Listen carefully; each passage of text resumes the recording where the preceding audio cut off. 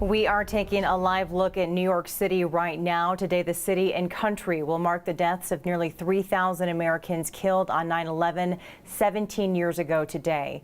Thousands of victims' relatives, survivors, rescuers, and others are expected at today's ceremony happening at the World Trade Center.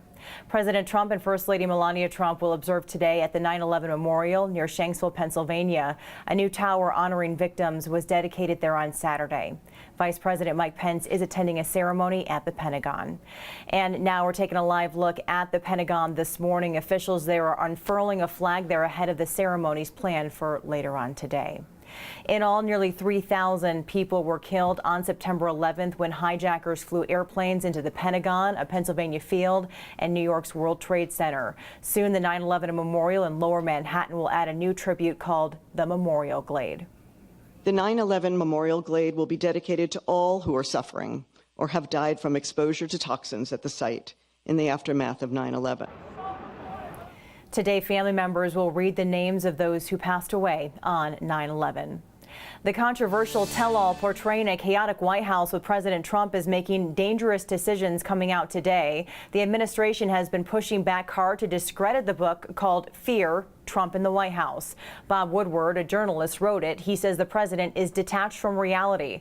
The president is calling Woodward's book a joke and says it is full of lies. Woodward did more than 100 interviews and says most of them were recorded.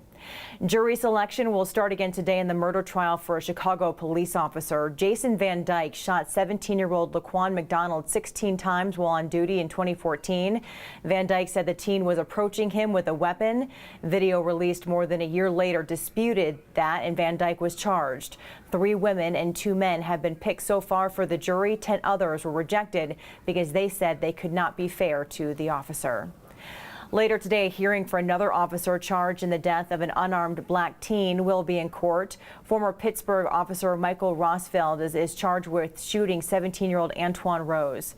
Rosfeld faces criminal homicide charges for shooting Rose 3 times as he ran from a traffic stop. Prosecutors say Rosfeld was never threatened and acted with, quote, no justification.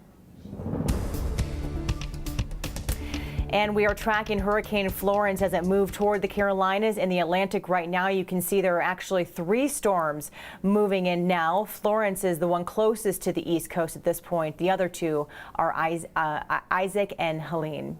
Hurricane Florence is already affecting air travel. American, Delta, Southwest, and JetBlue say they're waiving change fees at airports that could be in the storm's path. Travelers can rebook flights between now and the 19th.